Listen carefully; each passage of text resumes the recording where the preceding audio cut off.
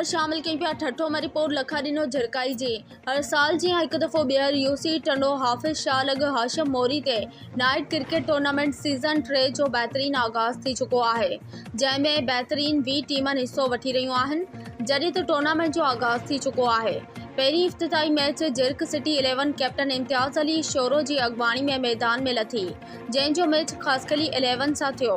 ख़ासकली 11 team captain हाजी ख़ान ख़ासकली जी अॻवानी में मैदान में लथी, जॾहिं त टूर्नामेंट जा चीफ ऑर्गेनाइज़र उस्ताद कादिर गाओ, माशूक दल, नूर मोहम्मद दल, अज़हर गुल दल, शहबाज़ बहरानी जिन साफ़िन सां ॻाल्हाईंदे चयो त हीउ टियों सीज़न टूर्नामेंट जो असां पंहिंजे ॻोठ हाजी हाशिम मोरी ते लॻाए रहिया आहियूं, जंहिंमें बहितरीन 20 टीमूं हिस्सो वठी रहियूं आहिनि। पहिरीं ॿिन्ही सीज़न खां ही टूर्नामेंट वॾे जोश ऐं जज़्बे सां लॻाए रहिया आहियूं।